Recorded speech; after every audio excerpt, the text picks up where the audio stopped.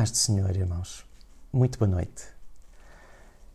Da última vez que nos encontramos, falámos acerca de Moisés e da forma como ele deu atenção à voz de Deus. E Deus conduziu Moisés por um processo semelhante àquele que ele queria conduzir o seu povo. Então Moisés foi experimentar na sua própria vida aquilo que ele depois teria que conduzir o povo a descobrir. E não é assim com tantos de nós, nas nossas casas, no nosso lugar de influência. Por isso é que é tão importante a gente focar-se e disciplinar-se para estarmos atentos àquilo que está a acontecer e aprendermos as lições que a vida tem para nos oferecer. E fazer essa jornada com Deus, atentos à sua voz e às suas chamadas de atenção. Hoje vamos voltar à história de Moisés. E eu quero lembrar-me convosco de para onde é que Moisés queria tirar o povo. Portanto, eles estavam como escravos no Egito e para onde é que Moisés os levou quando chegou ao momento de os arrancar, de os libertar daquela situação. Enquanto ainda falava com o faraó, o que é que lhe disse lá em Êxodo, no capítulo 7, ou no capítulo 8, ou no capítulo 9, ou 10, várias vezes, até que o faraó deixou o povo ir. Deixa o meu povo ir para prestar-me culto no deserto. Então, para onde é que ele os queria levar? Nós costumamos responder esta pergunta, não, Deus queria levá-los para a terra prometida. Pois, mas a nossa experiência é que quando saímos de uma situação má para uma situação boa, muitas vezes a gente não aprende assim tanto. E muitas vezes nós olhamos para a situação boa em que nós estamos, fazemos dela um ideal ou fazemos dela mesmo um ídolo. E Deus, de facto, não o tirou da terra da escravidão para os levar para a terra prometida. Ele tirou-os do Egito, da terra da escravidão, para lhe prestarem culto no deserto. Vocês lembram-se o que aconteceu com Moisés? Moisés estava no Egito, tinha uma boa vida, e nós podemos ver naquele sermão que o Estevão apresentou quando estava a defender a sua paixão por Deus diante do Sinédrio, onde acabou por ser executado. Ele fez um sumário da vida de Moisés de uma forma esplêndida. Vamos ler em Atos 7, nos versos 22 a 25. Diz assim: Moisés foi instruído em toda a ciência dos egípcios e era poderoso em suas palavras. Ele depois, quando foi chamado por Deus, até já não estava assim tão confiante das suas palavras, mas era assim que era a ideia que Deus tinha a respeito de Moisés e que ele era conhecido. E obras. E quando completou a idade de 40 anos, veio-lhe ao coração visitar os seus irmãos, os filhos de Israel. E vendo maltratado um deles, defendeu e vingou o ofendido, matando o egípcio. E ele cuidava que os seus irmãos entenderiam que Deus lhes havia de dar a liberdade pela sua mão, mas eles não entenderam. Nem o próprio Moisés entendeu. Ele tinha um chamado, ele tinha uma missão, ele tinha algo para ser feito, mas faltava-lhe qualquer coisa. Estava incompleto. Porque ele via o sofrimento e ele desejava eliminar esse sofrimento. Ele sabia que tinha sido chamado para libertar o povo de Deus. Isso estava lá escrito, gravado no coração dele. Só que ele não tinha revelação de Deus. Ele ainda não estava preparado para alcançar o seu destino. Então o que é que lhe aconteceu? Deus chamou-o para o deserto e ele andou lá 40 anos e durante esses 40 anos ele desligou-se. Ele desligou-se de que ele era uma pessoa importante no Egito, ele era um general, ele era alguém ensinado em tantas coisas, com tantas capacidades. E ele passou a ser apenas ele, o Moisés, despido.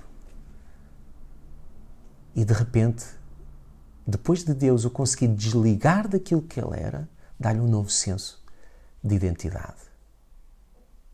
E chama-o, atrai a sua atenção, ele dá atenção, e quando Deus cativa a atenção dele, então chama um encontro, uma conversa que transforma a sua vida, transforma a sua identidade. E é isso que nos dá este Moisés que nós tanto admiramos, que é um dos personagens que mais influenciou a humanidade. É alguém que a Bíblia chama de mediador entre Deus e os homens. Porque quantas vezes ele se pôs à frente para proteger o povo da ira de Deus, porque nós temos muita facilidade a irritar um Deus que nos ama tanto. Agora vejam, ele está a guiar o povo, está a tirá-los da escravidão. Para onde? Para eles se encontrarem com Deus no deserto, tal qual ele se encontrou com Deus no deserto. E aí, assim como a vida dele foi transformada, a vida deles seria transformada.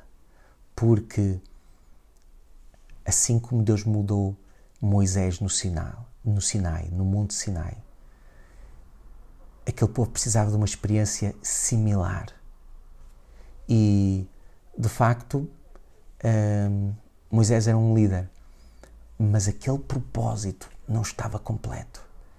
E se eles não tivessem esta revelação de Deus e fossem levados àquela terra que manava leite e mel, o que é que ia acontecer? Provavelmente eles iam idolatrar aquela terra, iam achar que eram o máximo e que eram superiores e que eram isto, que eram aquilo, como nós às vezes nos sentimos. Porque estamos na igreja, porque sabemos, porque conhecemos. Nós às vezes achamos-nos acima. Mas a verdade é que o propósito da liberdade não era eles terem largueza, não era eles terem uma terra que manava leite e mel. Assim como o propósito da nossa salvação e o propósito da nossa liberdade. Qual é que é? O propósito da nossa liberdade, da nossa salvação, é conhecermos a Deus intimamente. Por isso é que ele ficou deslumbrado com a atitude de Moisés. Eu quero ver aquilo mais de perto. E é isto que Deus nos tenta atrair, é para mais perto. Porque vejam, eles saem da terra da escravidão, levam 3 meses para fazer um percurso que demorava 10 ou 11 dias. Porquê? Porque Deus queria dar-lhes tempo para eles acalmarem o coração, aquietarem-se para receberem a revelação de Deus, tal como Moisés recebeu. E quando o Moisés subiu para receber a revelação de Deus, o que é que Deus lhe diz lá em Êxodo 19, 3 e 4? Assim falarás à casa de Jacó e anunciarás aos filhos de Israel. Vocês viram o que eu fiz ao Egito e como os transportei sobre as asas de águias e os trouxe para junto de mim. O propósito, trazê-los para junto dele. Então, esta mensagem estava direcionada a quem? Era o Moisés? Não. Estava direcionada a todo o povo. E qual é que era o motivo? Era para trazê-los para junto dele. O motivo pelo qual Deus nos criou e nos chamou à existência e o fez percorrer um caminho enorme até à cruz para nos salvar. Foi para nos trazer para perto dele. Porque vejam, nós podemos orar, nós podemos buscar, nós podemos fazer e orar todas as coisas certas. Mas lembram-se daquele texto que nos diz: mas em teu nome nós não expulsámos demónios, nós não curámos enfermos, nós não fizemos sinais, maravilhas, todas as coisas. Mas dependendo do que está no nosso coração, da motivação com que a gente faz, Ele pode dizer-nos: entra no gozo do teu Senhor, ou então pode nos dizer: afasta-te de mim, tu que praticas a iniquidade, tu que te refugias numa religião que é tóxica para ti e que é tóxica para quem te ouve. Mas a religião, a verdadeira religião, é expressar o amor de Deus, cuidar da causa da viúva, do órfão, do estrangeiro, é socorrer os aflitos. É expressar o amor, é fazer e viver como Jesus vivia. Mas, muitas vezes, nós ficamos satisfeitos com a aparência. E é por isso que Deus nos quer perto dele, porque perto dele tudo fica nu e patente. Ora vejam, Qual é que é o alvo, então, do cristianismo? Qual é que é o alvo de conhecermos a Deus?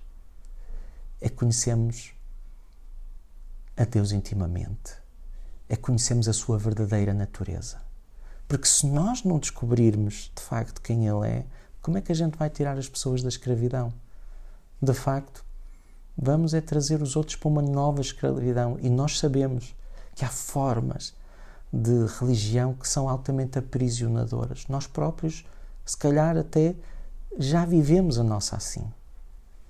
Mas aquilo que Paulo dizia era que ele que era top, era o máximo dentro da religião que supostamente era a que estava mais bem preparada para conhecer e reconhecer o Messias quando ele chegasse, o judaísmo. A religião fundada pelo amigo de Deus, Abraão. Paulo disse que considerava todas as coisas, todo o seu saber, toda a sua religiosidade como perda, se comparadas a conhecer a Cristo. É a partir desse relacionamento, de o conhecer intimamente, que surge um verdadeiro ministério. E à luz disto nós entendemos muito melhor as palavras de Daniel, que diz: mas o povo que conhece o seu Deus se tornará forte e fará proezas. Mas Jesus também nos alertou que se a gente não o conhecesse intimamente, se um cego conduzir outro cego, ambos cairão num buraco. Sem a revelação dele, nós somos cegos. Sem o conhecermos intimamente, podemos até ter boas intenções, mas acabamos por levar os outros para o mesmo buraco para onde estamos a ir. Moisés sabia o que é que o tinha transformado. Tinha sido aquele encontro e aquela comunhão íntima com o Deus vivo. Ele sabia para onde estava e para onde devia conduzir o povo. Não era diretamente para as promessas, era diretamente para o único que podia verdadeiramente satisfazê-los. Ele reconheceu o propósito para o qual Deus o criara e viu a necessidade de buscar o coração de Deus.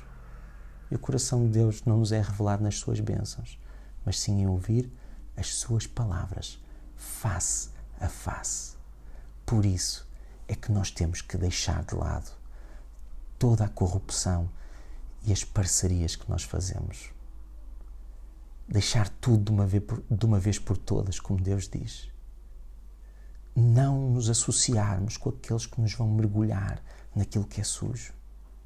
Porque Deus quer-nos para Ele. É o que diz em 2 Coríntios, no capítulo 6, na mensagem. Deus quer-nos para sermos seus amigos. E quem quer ser amigo deste sistema que na Bíblia se chama mundo, torna-se inimigo de Deus. Então, Deus quer habitar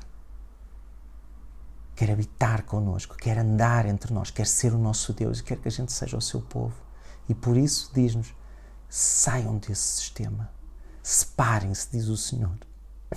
Não toquem em coisas impuras, não se envolvam com aquilo que eu repudio. E eu os receberei. E Deus quer mesmo receber-nos. Mas se nós não nos separarmos, se nós nos envolvemos com aquilo que Deus repudia, depois Deus repudia-nos a nós.